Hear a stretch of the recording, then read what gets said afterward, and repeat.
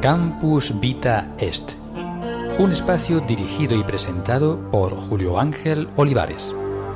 Saludos, ¿qué tal? Muy buenas tardes. Hoy es miércoles 26 de noviembre del año 2014 y comenzamos una nueva edición de Campus Vita Est, aquí en la radio de la Universidad de Jaén. Vamos a repasar los argumentos, las secciones de hoy.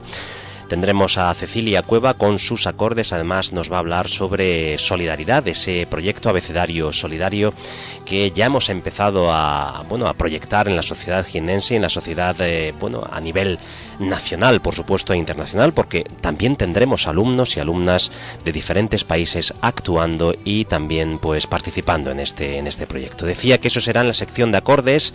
En Lux et Veritas, Julián Romero Freijomil nos volverá a poner al día en cuestiones y conceptos relacionados con el ámbito de lo jurídico. En la senda de las palabras hoy vamos a hablar sobre la revista Penélope, la vamos a presentar y en concreto pues nos acompañarán entre otros Encarnación Sánchez Arenas y también tendremos a algún que otro invitado.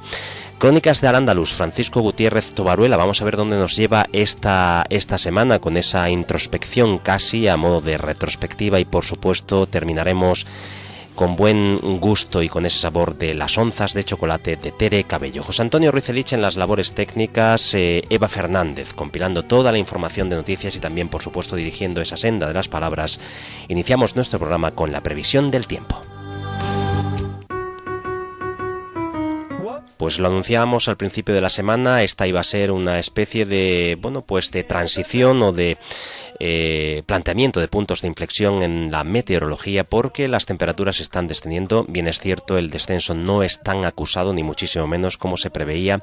17 grados de máxima hoy, 10 de mínima, mañana en torno a los 15 de máxima y el descenso seguirá siendo paulatino hasta situarse en los 11 grados de mínima ya la próxima semana, pero como digo no será tan traumático ese descenso porque los valores se situaban en 11 grados como mínima en el jueves. Lo que sí que habrá será lluvias. Hoy tendremos dispersas, ¿verdad? Pero a partir de mañana se harán más acusadas. Y también el viernes. El viernes será un día, al parecer, según AEMET, con precipitaciones más fuertes y ya digo, las temperaturas en torno a los 14-15 grados.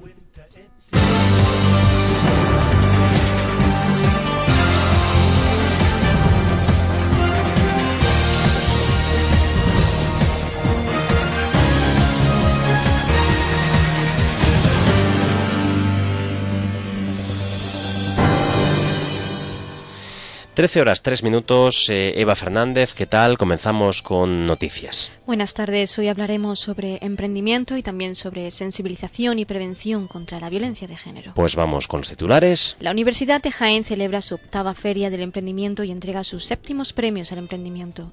La Universidad de Jaén organiza diversas actividades de sensibilización y prevención entre su alumnado con motivo del Día Internacional contra la Violencia de Género.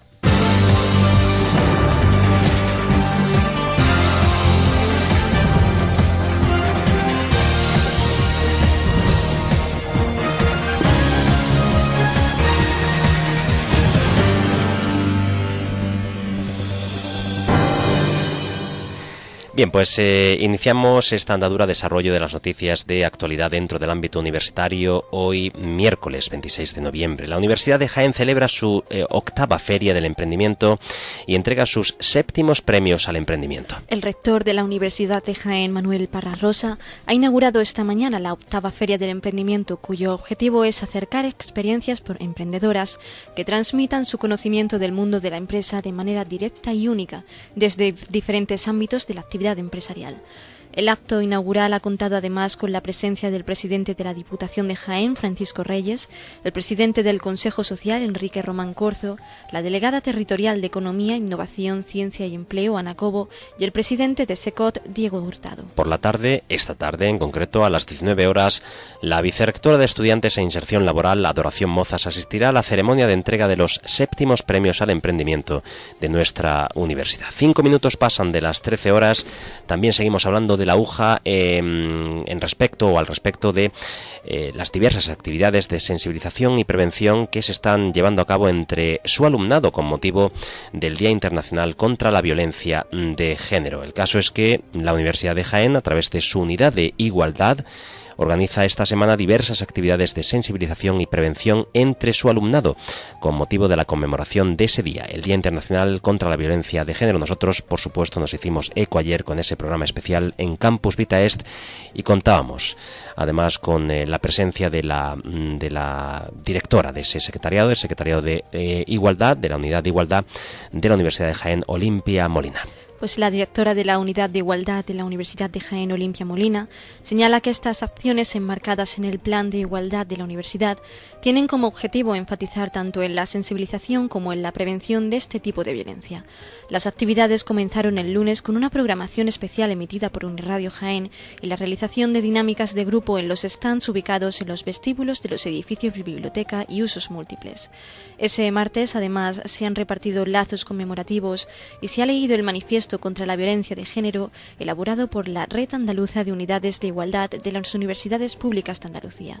El programa de actividades concluirá hoy miércoles con la elaboración de un taller de buenas prácticas denominado La importancia de lo sutil, a cargo del grupo Colócate. Bien, pues 1:07 p.m, pasamos después de un indicativo a escuchar a Cecilia Cueva. Nos va a hablar sobre el abecedario solidario. Campus Vita Est, una ventana al conocimiento, a la experiencia.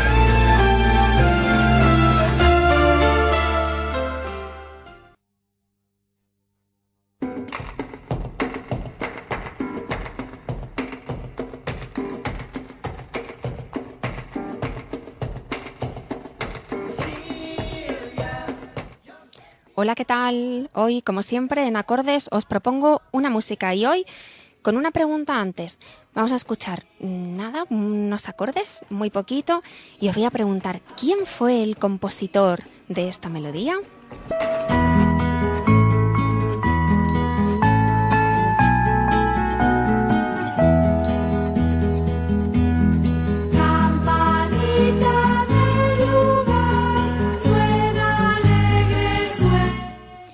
Bueno, esto me diré, pero ¿qué me estás contando? Si esto es un villancico de los de toda la vida.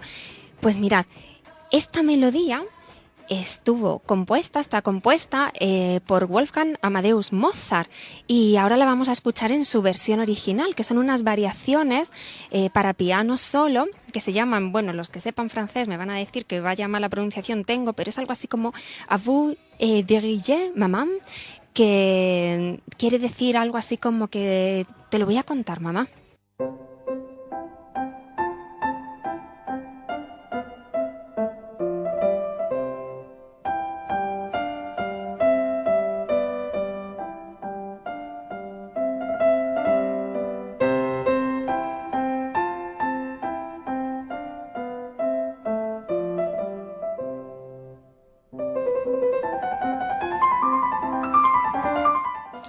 Bueno, pues estas son las variaciones de Mozart y de esta melodía se han sacado un montón de canciones. Una de ellas, la que hemos estado escuchando, Campanitas del Lugar, y a la que yo quería ir es a esta última que vamos a escuchar ahora. ¿Quién no ha aprendido el abecedario en inglés con esta canción?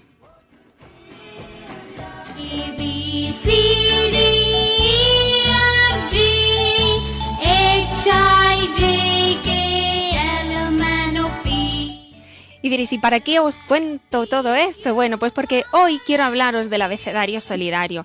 Antes de empezar a contaros lo que es el abecedario solidario, que seguro que lo sabéis, quiero mandar un besito muy grande a Paqui Paulano, a nuestra amiga y compañera Paqui, y a Fran y a Raquel. Un beso muy grande desde Acordes.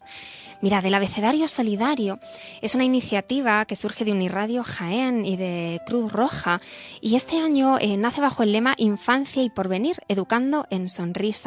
Este año pretendemos recaudar fondos destinados a ayudar a los más jóvenes, niños y niñas de la provincia de Jaén en situación de extrema precariedad y en situación o riesgo de exclusión social.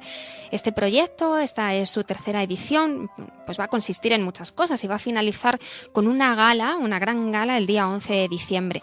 Hay mucha gente que está oyendo hablar del abecedario solidario, pero quieren ayudar y no saben cómo. Así que yo en estos 7 minutitos que tenga, os voy a contar todas las campañas que están abiertas ahora mismo para que echéis una manita, ¿vale? Empezamos con las actividades del último día, del día 11 de diciembre.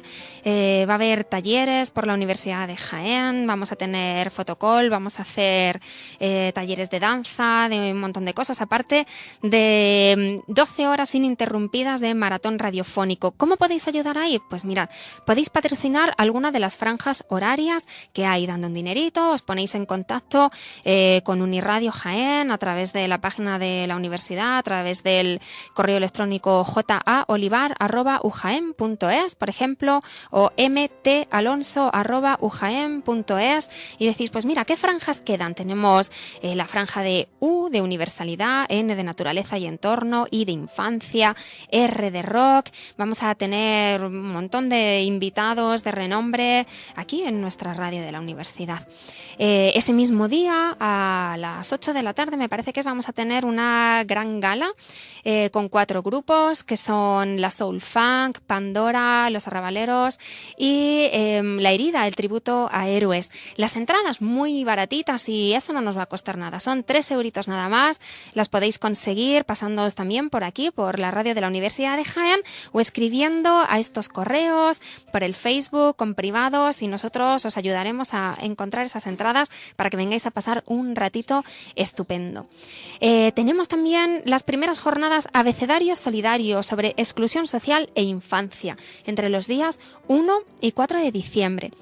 Os podéis inscribir en la sede de Uniradio Jaén, estamos en el edificio C2, en la 4ª planta, el aforo es limitado, así que tenéis que venir cuanto antes porque van a estar muy bien, la verdad. Vamos a visibilizar un poco todo este tema de vulnerabilidad, precariedad o exclusión social, y vamos a tener aquí a gente importante de administraciones, universidad, ONGs, profesionales independientes que nos van a dar charlas muy interesantes.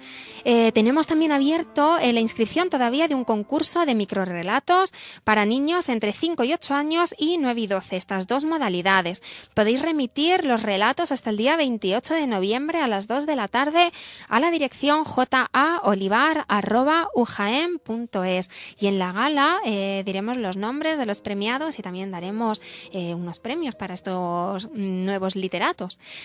También podéis colaborar con Teaming. Os digo la página, y que es muy fácil porque podéis hacer microdonaciones de 1 euro al mes. Fijaos qué poquito es eso, que es que nos lo gastamos en nada. 1 eurito al mes, y metiéndose en la página www.teaming, escrito teaming.net/abecedario solidario 2014-Jaén. ¿Qué más? Luego podéis hacer un poquito de deporte y así colaborar también con el gimnasio, con ciclo indoor, 12 horas non-stop, con Cycling Box. Podéis meteros en la página de cyclingbox.es, ya tenemos 700 inscripciones o más, y nada, a darle a los pedales durante 50 minutos. Os podéis inscribir a la hora que queráis, desde las 10 de la mañana hasta las 9 de la noche, y será el sábado 13 de diciembre.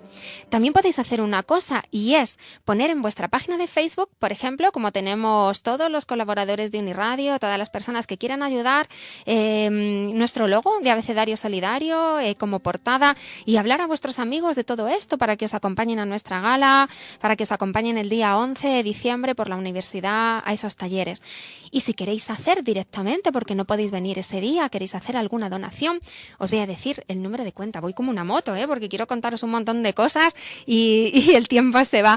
Mirad, la cuenta habilitada por Cruz Roja Jaén es de la Caixa, y esto sí lo voy a decir muy despacito, para que toméis nota. Mirad, la cuenta es la 2100 7660 41 2200097417. No os perdáis el Abecedario Solidario, tenéis un montón de actividades para elegir. Si tenéis cualquier duda, meteros en nuestro perfil de Facebook, en Abecedario Solidario. Solo con ponerlo en el Google ya os van a salir un montón de cosas para que tengáis información. Venid a la radio de la Universidad de Jaén. Nos preguntáis, escribís a los correos que os he dado, os lo repito, jaolivar@ujaen.es o mtalonso@ujaen.es, por si queréis colaborar. Vamos a tener stands el día 11 con CDs, con libros, con pulseras solidarias, con DVDs, con camisetas. Un poquito de ayuda de cada uno de nosotros va a hacer que un montón de niños de la provincia de Jaén sean un poquito más felices. Yo os veo la semana que viene con más acordes, más música, más vidas y ya sabéis, abecedario solidario, infancia y porvenir, educando en sonrisas.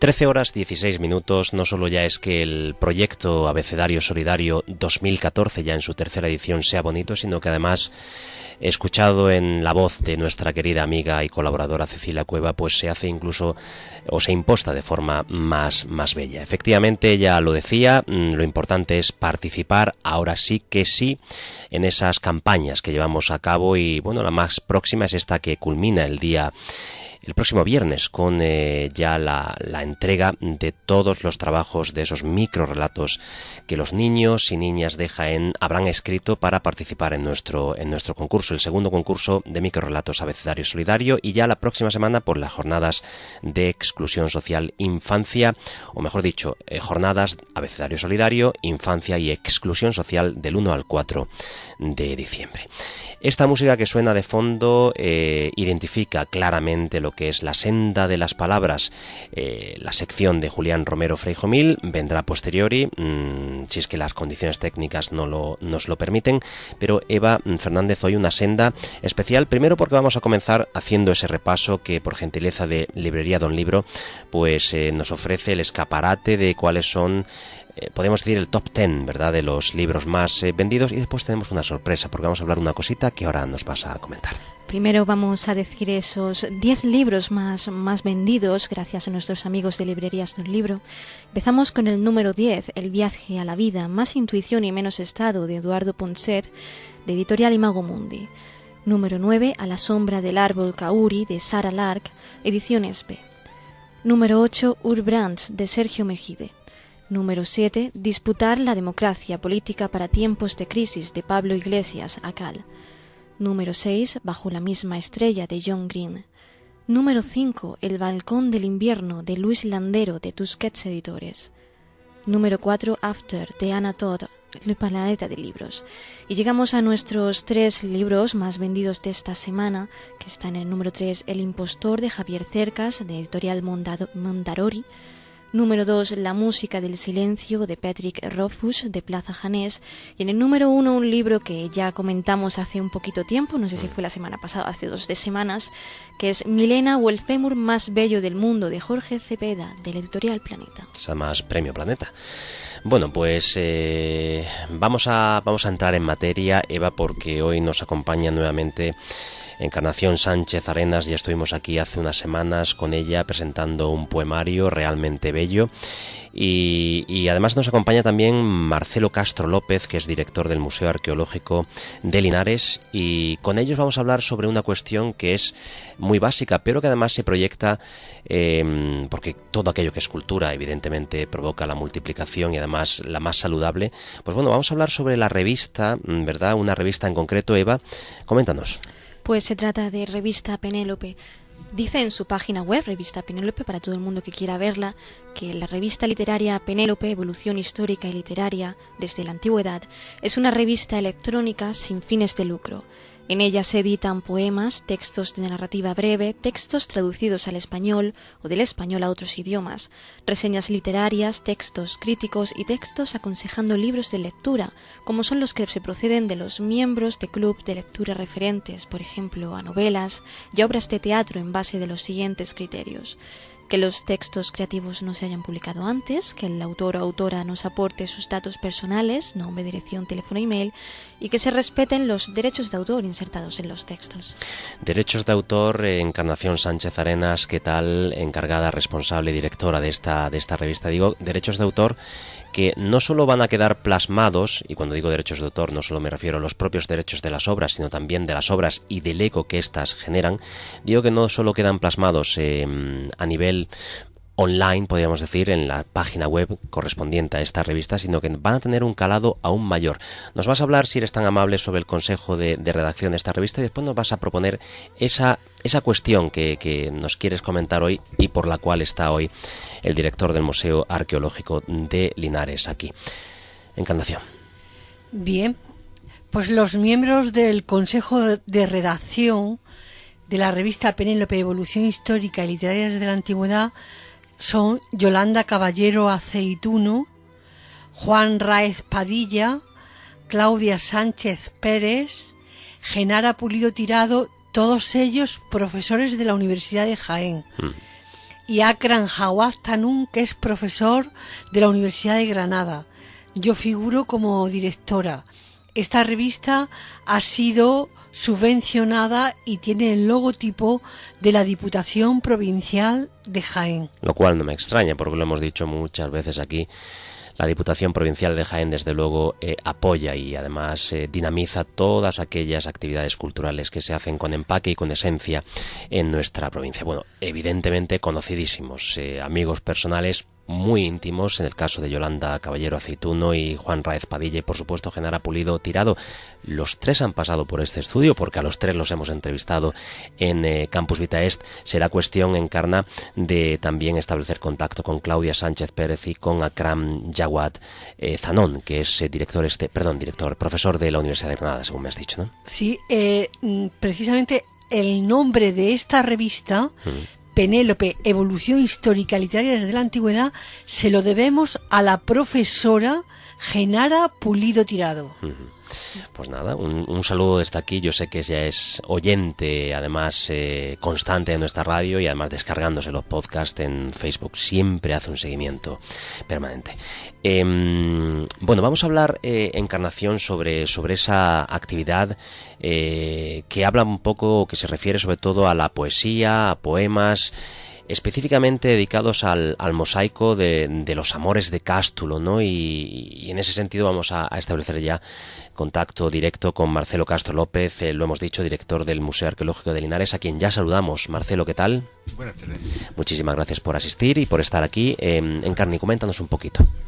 Bueno, se aceptan para publicar poemas dedicados al mosaico de los amores de Cástulo. El consejo de redacción de esta revista determinará qué poemas se publican.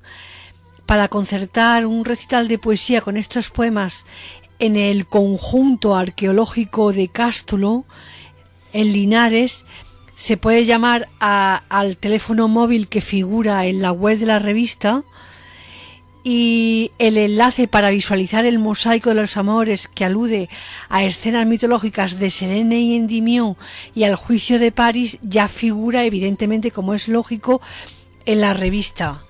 También del Centro de Estudios Linarenses me van a facilitar el PDF sobre el artículo Mitos del Mosaico de Cástulo de el doctor José María Blázquez, del que va a hablar evidentemente también don Marcelo Castro López, director del Conjunto Arqueológico de Cástulo.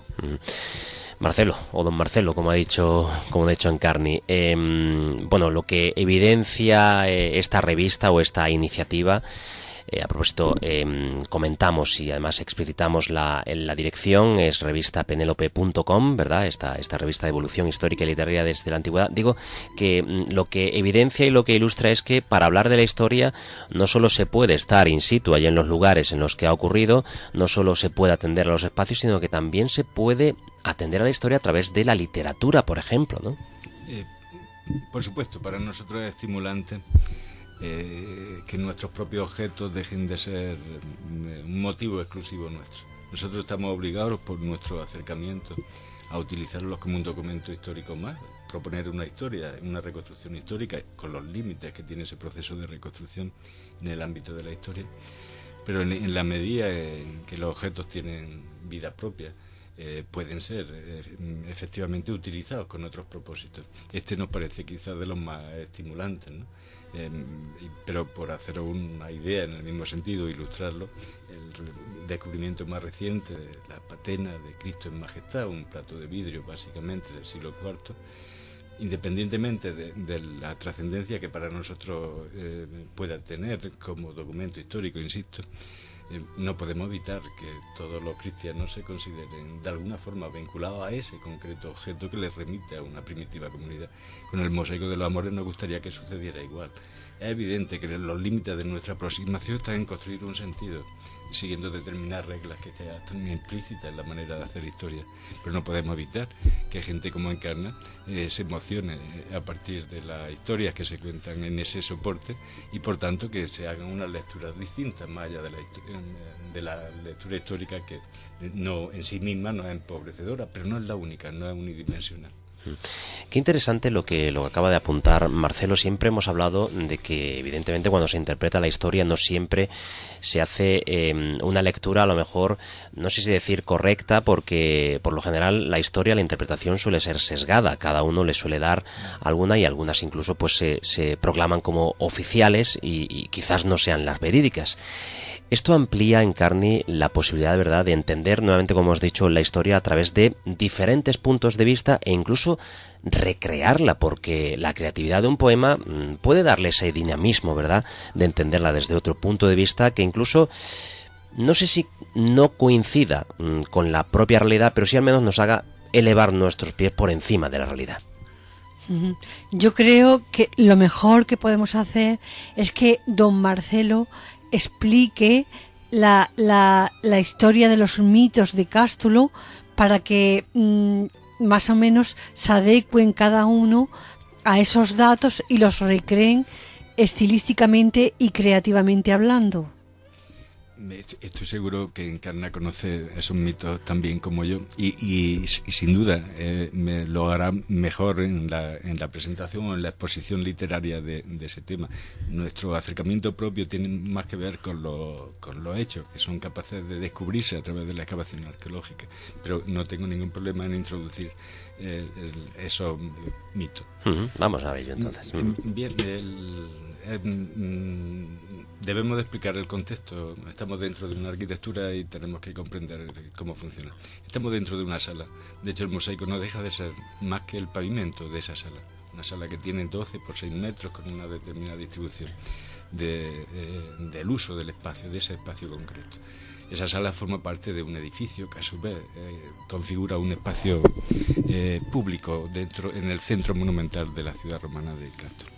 Esa sala debió de hacerse para albergar ceremonias públicas, no sabemos exactamente cuáles, y se decidió contar una serie de relatos aprovechando el propio pavimento, en la zona central del mismo, una zona por tanto no para ser pisada, sino para sostener esos discursos. Hay varios temas. El tema de borde o los ángulos del emblema de una composición rectangular, el tiempo, representado en las estaciones del año, el inicio y el fin del tiempo. Pero también en la medida en que se ha personificado, no solamente son las estaciones, sino podemos estar hablando del ciclo vital, un tiempo que se repite una y otra vez consecutivamente. Luego están los amores, que son los personajes más abundantes, 6 exactamente en la composición. Los amores hacen referencia a los erotes, utilizando un término de raíz griega, por eso preferimos amores, porque sigue teniendo esa raíz. Son el cortejo de Venus. Están asociados a ello una naturaleza exuberante, la vida abriéndose camino, los animales que hay alrededor, las hembras están amamantando, los machos están completamente excitados. Y todo ese borde y otros aspectos más se sostienen en torno a dos historias centrales que son dos mitos griegos reelaborados en el mundo romano. Estamos hablando de una obra que se está haciendo a finales del siglo I de nuestra era. Esos dos mitos son, por un lado, el mito de Luna, la diosa Luna, y el pastor Endimión, su amante. Nos representa el momento en el que desciende de su carro la diosa Luna a encontrarse con su amante, que aparece como un bello durmiente.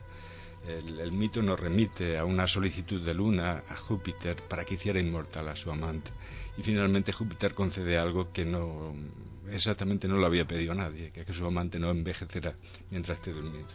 de manera que se convierte en ese bello durmiente pendiente de su encuentro con la diosa luna. Tendría muchos matices y muchas formas de acercarnos al sentido de por qué ese mito allí. Pero el que se nos acerca, el que nos viene a la cabeza de una forma más inmediata, viendo el contexto histórico del edificio, es la voluntad que siempre tuvo Roma de ser un proyecto eterno. Aunque parezca que duerme, todavía subyace en nuestra lengua. Algo ha perdurado a través del tiempo. Y algunos lemas tan conocidos como Roma, ciudad eterna, hacen referencia a esa misma idea rara de perpetuación. El otro es el juicio de Paris, el otro motivo central. Y en ese caso, de nuevo, un mito griego reutilizado o readaptado en época romana. Este mito, el juicio de Paris, lo que nos hace referencia es, resumiéndolo y por tanto traicionándolo bien, en esa tradición podríamos decir, en ese resumen precipitado, que hay una celebración en el Olimpo, una boda, exactamente, a la que nos invita la diosa Discordia, se hace presente en mitad de la ceremonia y arroja una manzana de oro. Esa manzana de oro se la empiezan a disputar tres diosas, Venus, Juno y Minerva, y lo que era una celebración se convierte en un conflicto. Júpiter quiere que se dirima ese conflicto, que lo dirima un mortal, y elige a Paris, el segundo hijo del rey de Troya. Realmente, si se fijan, Júpiter parece que tuviera en las manos una patata caliente más que una manzana de oro, pero así funciona. El siguiente paso es que, y ese es el momento en el que se representa en el mito, la decisión ya está tomada. Paris acaba de devolver la manzana de oro a Mercurio, el mensajero de los dioses, para que la haga llegar a su destinataria, que va a ser Venus. Venus se aleja de su compañera, que la mira envidiosa por esa opción final. Lo que ocurre después en el mito, en la leyenda, después de esa imagen o de esa ilustración que ha quedado fija allí, es que Venus premiará la elección de Paris, propiciando su encuentro con Helena, hasta ese momento en la historia la esposa del rey de Esparta, pero a partir de ese momento conocida como Helena de Troya. De manera que el mito nos sitúa en los prolegómenos de la guerra de Troya. El mito griego. Obviamente estamos hablando de una relectura de ese mito en época romana. Roma, desde el primer imperio, trata de verse como la continuidad de Troya. El héroe fundador de Roma va a ser Eneas, el compañero de Paris, un héroe de la guerra de Troya. Y de alguna forma esa especial alianza que Troya alcanzó a través de esa historia con Venus, Roma la hereda y la ejecuta. Así que la propuesta de lectura nuestra, de un ámbito histórico con todos los límites que les podamos plantear, es que estamos ante un documento de propaganda básicamente política. Se trata de demostrar que aquí está Roma, que acompañará a todos los pueblos y a toda la gente con la abundancia y la premiera, y a un proyecto que ha venido a existir para siempre, como finalmente es lo que todos los imperios tratan de perseguir. Bueno, pues la verdad es que palabras sabias, la de nuestro invitado Marcelo Castro López, director del Museo Arqueológico de Linares, con quien ya nos vamos a comprometer para una entrevista dentro de poquito tiempo, a ver si podemos abrir un hueco en la agenda, porque desde luego ya nos ha dejado ese dulce en los labios, ¿verdad?, al escucharle, bueno, pues referir estos mitos, y nos gustaría, sin lugar a dudas, volverle a escuchar aquí en el estudio de la Radio Universidad de Jaén. Vamos un poquito cogidos de tiempo, Encarni, uno de los poemas, ¿verdad?, que están vinculados a esta iniciativa. En la revista también se publica, gracias a la Concejalía de Cultura del Ayuntamiento de Linares, todas las tarantas que son premiadas y que están en internet como concurso de tarantas de Linares. Entonces, la taranta es un poema que son de 6 versos octosílabos que riman el primero, el tercero y el quinto. El primero y el tercero son igualitos, y el segundo, el cuarto y el sexto también riman. Entonces, todos los años, las tarantas que ganen en el concurso a instancias de la Concejalía de Cultura serán publicadas en esta revista. Yo voy a leer, y ya finalizo, la letra ganadora de este año, cuyo autor es Jesús León Márquez, y que es uno de tantos poemas que se publican en esta revista de literatura, de poesía, de textos críticos, de reseñas literarias y de textos narrativos. Leo la taranta, de la letra ganadora de este año. Mi homenaje por Tarantas al minero de Linares. Mi homenaje por Tarantas al que cruzando olivares va rezando mientras canta Caminito de Arrayanes. Bueno, pues 13 horas 35 minutos, qué mejor colofón, ¿verdad, y guinda, para poner a esta senda de las palabras en compañía hoy de Encarnación Sánchez Arenas y también Marcelo Castro López. Ha sido un auténtico lujo y privilegio teneros aquí y, por supuesto, indico nuevamente que sean otras tarantas veces, ¿vale? Así que esperamos veros aquí dentro de poquito. Gracias. Un saludo.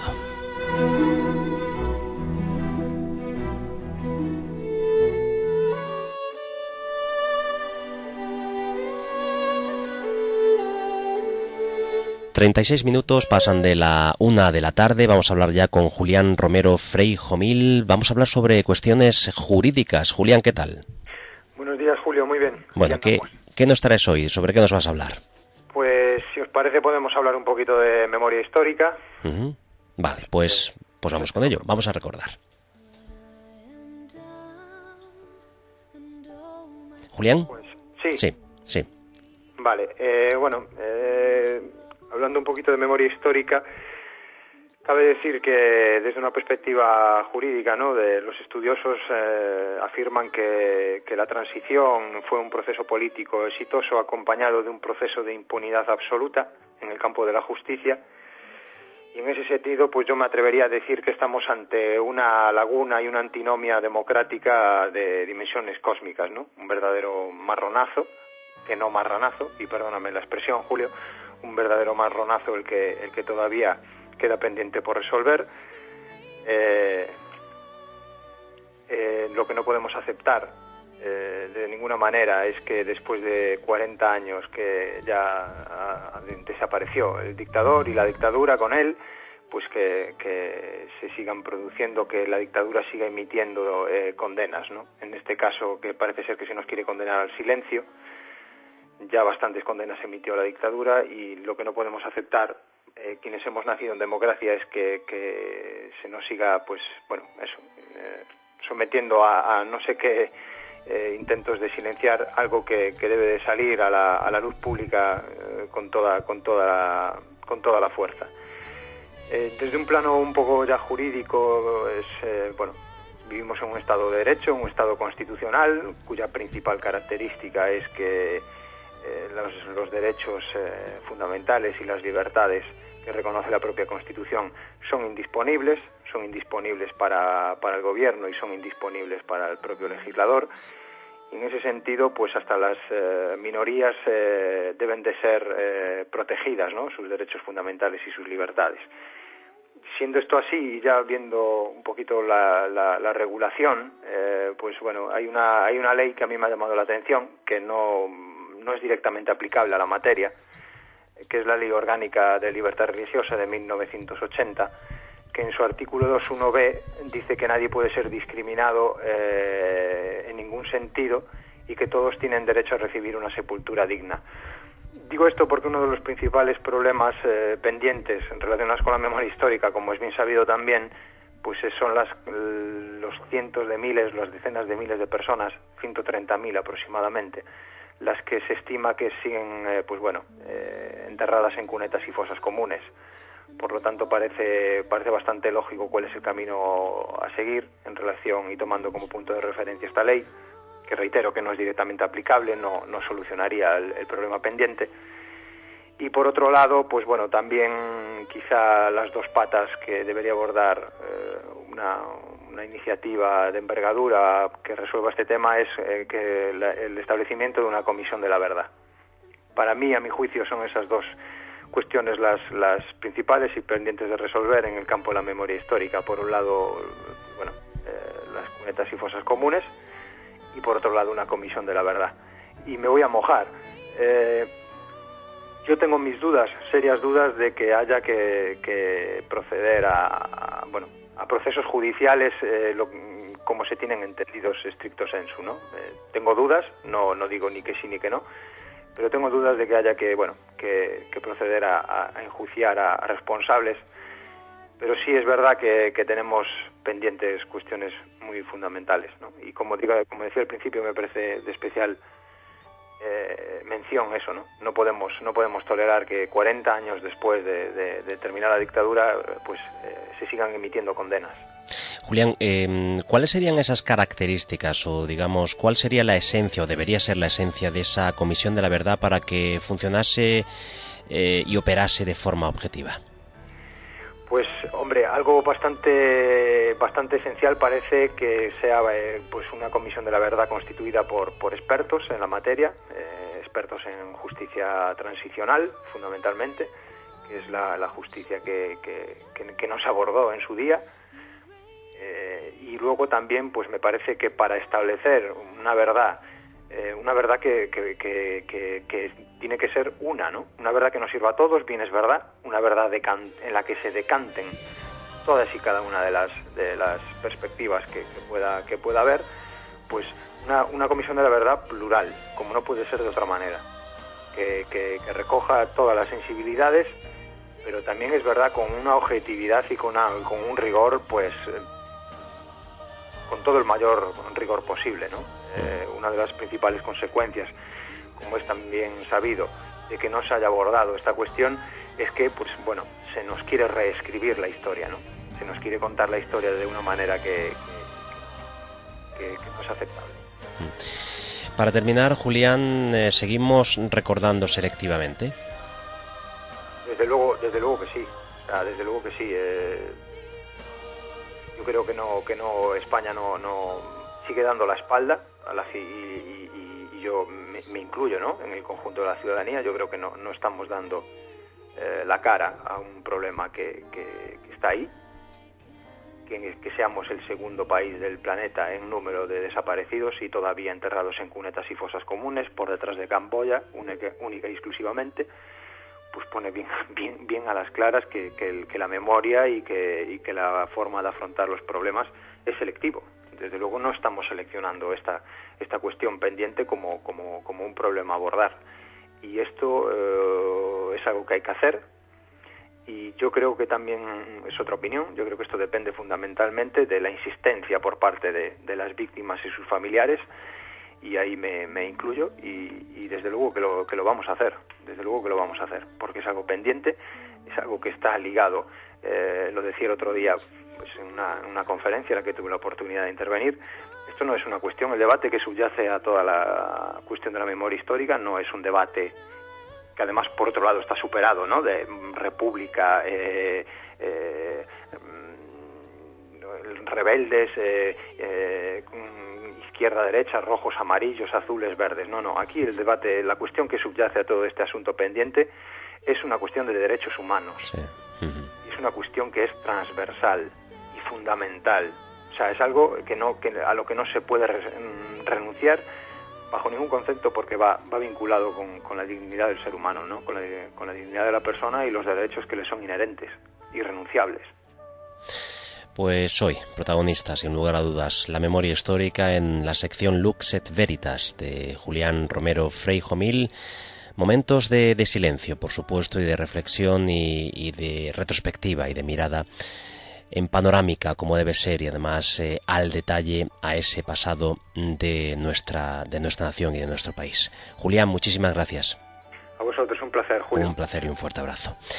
Bien, pues 13:44, nos vamos también a la historia. Hoy la cosa va de historia, Eva. Hoy la cosa va de historia, ¿verdad? Con esa revista Penélope, con esa senda, ¿verdad? Hemos hablado con Julián Freijomil también sobre cuestiones de memoria histórica y ahora vamos a irnos a la historia de Al-Ándalus con nuestro queridísimo amigo Francisco Gutiérrez Tobaruela. ¿Te llamo Paco? Llámame como quieras. Aunque Paco me da más respeto, Paco es mi padre y... Ah, vale, pues entonces Francisco... Sí, Francisco el del español. Correcto, decir. Sí. Correcto. Francisco el periquito, podemos llamarte. A ese no le gusta tanto. No, sí, me gusta porque es mi equipo, ¿no? Claro que sí. Yo voy con mi equipo por delante. Bueno, ¿de qué nos hablas hoy? Pues vamos a aproximarnos un poquito a la ciudad de Toledo, que aunque muchas veces hablamos de Al-Ándalus y lo identificamos con Andalucía, pues no, Al-Ándalus llegaba pues hasta el sur de Francia y y no hay que olvidarlo. Oh, mira, acabas de romper un mito casi. Sí, claro, exactamente. Y vamos a ver un poquito sobre una de las ciudades más importantes de Al-Ándalus, que era la ciudad de Toledo. Y el tópico, que muchas veces es un tópico, el de la convivencia de las tres culturas, que ahora veremos que si bien convivieron en paz durante mucho tiempo, no siempre es cierto, que hubo también enfrentamientos, ahora lo vamos a ver. Bueno, pues la semana pasada hablábamos de vikingos, hoy hablamos de Toledo. Oye, me quedé con ganas de más vikingos, ¿eh? Yo me quedé con ganas también de más vikingos y lo estamos viendo ahora en clase en historia medieval y es una pasada que me adelanté yo un poquito porque lo hemos visto hoy precisamente. Bueno, pues ya sabes, remítelos al podcast si quieren entrar de algo más. Bueno, pues vamos a comenzar. Como ya hemos visto otras veces, tras la derrota del rey visigodo Rodrigo, llegan los musulmanes aquí a la península ibérica y establecen el Emirato de Al-Ándalus. La ciudad de Toledo queda bajo jurisdicción de este emirato y comienza el periodo en el cual convivirán en la ciudad las tres grandes culturas: la cultura cristiana, la cultura musulmana y la cultura judía. En Toledo había comunidades muy importantes de las tres religiones. Si bien es cierto que durante la mayor parte del dominio musulmán de Toledo estas civilizaciones convivieron pacíficamente, en distintos momentos pues esta paz se rompía. Sobre todo tengo aquí dos ejemplos, que al principio de la dominación musulmana, al principio del siglo VIII, las grandes revueltas cristianas contra el dominio musulmán, que acabaron pues con la posterior represión de los gobiernos musulmanes, y también por el otro lado la famosa noche toledana, que hemos hablado otras veces, la expresión noche toledana, que viene de una noche para agasajar al califa. El emir de Toledo pasa a cuchillo a 400 nobles cristianos de la ciudad de Toledo. De ahí viene la expresión noche toledana, porque si eras cristiano esa noche en Toledo no dormías. Bueno, y hemos visto también... dormías para siempre, ¿no? O dormías para siempre, exactamente. Hemos visto que existía una gran comunidad cristiana en Toledo, y lo que pasa es que cuando llegan los musulmanes, esta comunidad no se erradica, sino que se va transformando. Los cristianos de Toledo cogen la vestimenta de los musulmanes, cogen las costumbres de los musulmanes, cogen el idioma de los musulmanes, pero mantienen su propia religión. Esto da lugar a una cultura propia que la hemos escuchado hablar todos, hemos escuchado hablar de ella todos, que es la cultura mozárabe, que se mantiene muy fuerte en Toledo. Incluso hasta la actualidad existe un registro de descendientes de mozárabes y que están todavía presentes en Toledo. Bueno, como hemos visto también, el califato pone mucho énfasis en la ciudad de Toledo, la embellece, crea la escuela de leyes de Toledo y crea también las dos mezquitas que hoy se conservan todavía. Hoy son iglesias cristianas, pero se conservan las mezquitas. Y también durante los reinos de taifas, cuando se descompone Al-Ándalus, la ciudad cobra especial importancia por una de las taifas más importantes, la taifa de Toledo, en el centro justo de la península, de gran esplendor cultural y de gran esplendor económico.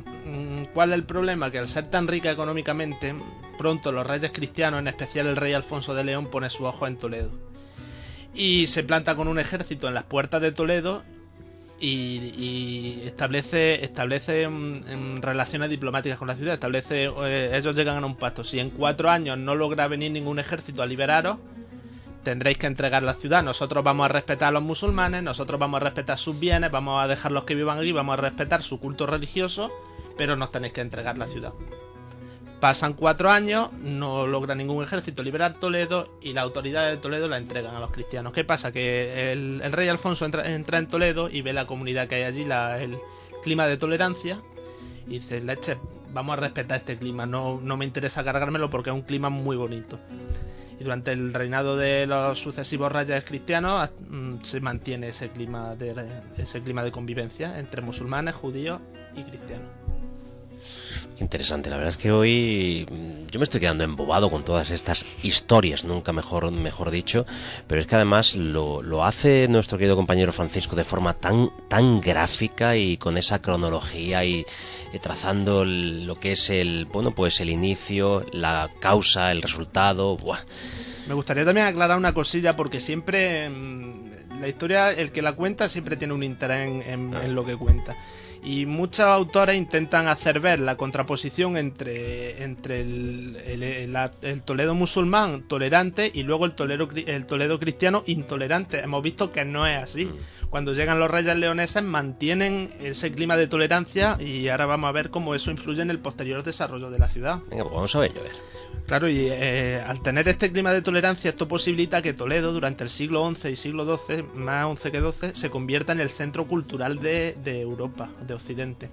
Al ser un clima de tantísima, pues, de tanto respeto, esto posibilita que lleguen sabios de todo el Occidente. Llegan sabios musulmanes, llegan sabios cristianos, y esto crea un clima de cultura, pues, muy, muy importante. Y esto posibilita que a lo largo del siglo XI se cree la escuela de traductores musulmanes, judíos y cristianos que se juntan con sus respectivos textos y los traducen a las distintas lenguas. Textos árabes traducidos al latín, al griego, al hebreo y de todos los idiomas. Y esto posibilita un avance muy grande de la cultura en la España tanto cristiana como musulmana. Bueno, pues Eva. A mí me encanta el detalle de la escuela de traductores porque era algo que siempre he querido saber un poco más. Y me encanta ese detalle de las tres culturas juntas, trabajando juntas, haciendo cosas para el bien de toda Europa y de todo el futuro. Claro, efectivamente. Y bueno, ya un pequeño apunte ya para ir terminando, que la caída de Toledo supuso un gran impacto, sobre todo en el lado musulmán, más que nada porque era la primera gran ciudad que los cristianos conquistaban. Los musulmanes habían venido perdiendo terreno, pero no habían perdido nunca una ciudad del tamaño de Toledo, que había sido la capital visigoda y de gran importancia.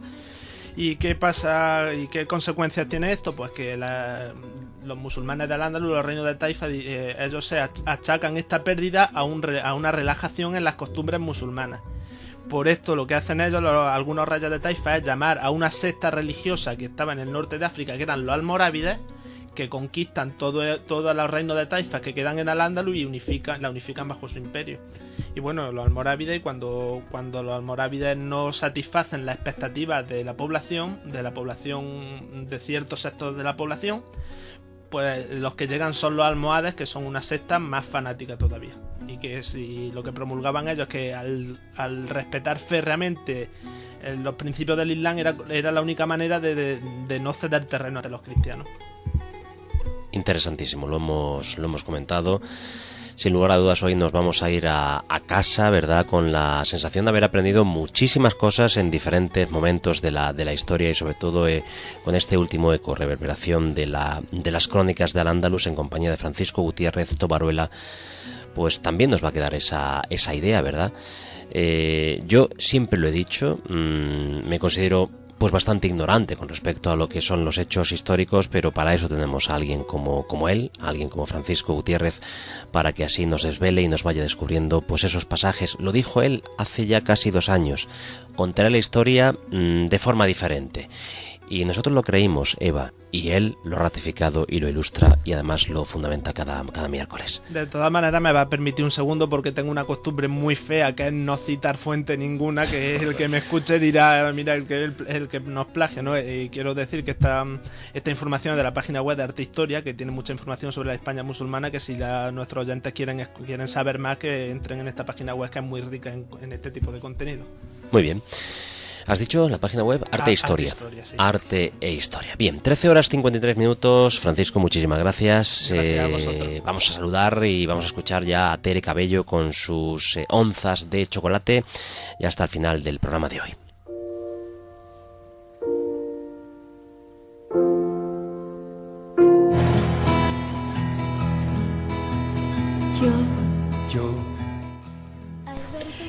Hola a todos. Hoy quiero dedicarle la onza de chocolate a mi amiga María Jesús, de la que soy amiga desde que tenía 4 años. María Jesús ha estado un poquito malita, pero ya se encuentra bien, y para celebrar su recuperación su novio José le ha regalado un ramo de rosas rojas. Y hoy quería contarle a María Jesús y a todos los demás de dónde vienen las rosas. Se cuenta que Baco, el dios del vino, se había encaprichado de una ninfa y jugaba con ella a perseguirla por el bosque, pero la ninfa corría y corría, y Baco, que lógicamente pues el vino le le hacía ir haciendo algunas eses, pues no encontraba manera de darle alcance a la ninfa en cuestión. Así que, para que ésta dejara de correr, decidió interponer un zarzal en su carrera, de tal modo que la ninfa tuvo que parar en seco y Baco consiguió darle alcance. Cuando la ninfa se encontró con el dios, muy coqueta ella, se ruborizó al verlo y a este le gustaron tanto aquellas mejillas sonrojadas que hizo que de aquel zarzal surgiera una flor que tuviera el mismo color que las mejillas de aquella ninfa, la rosa. Y así termina la Onza Express de hoy. Sed buenos, un beso, chao.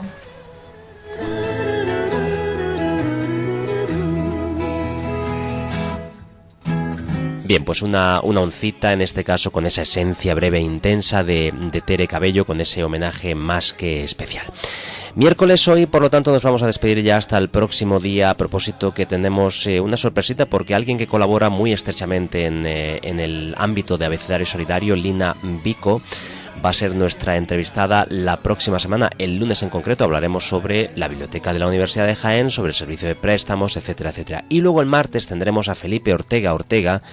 Él es médico, quien haya ido, pues, ojalá que no, pero bueno, quien haya ido por Cristo Rey, por ejemplo, en las horas de urgencias, pues lo habrá visto allí a este gran profesional y además lo conocerá porque es el médico del Real Jaén Club de Fútbol. Por lo tanto, contaremos con su presencia aquí, la de Felipe Ortega, que es, el nacido en Torredonjimeno, una persona entrañable y además nos puede contar muchísimas cosas como de hecho va a ser. Eso será la próxima semana aquí en Campus Vita Est. Eva Fernández, muchísimas gracias. Muchísimas gracias a vosotros. Francisco Gutiérrez Tobaruela, gracias. Muchas gracias a vosotros.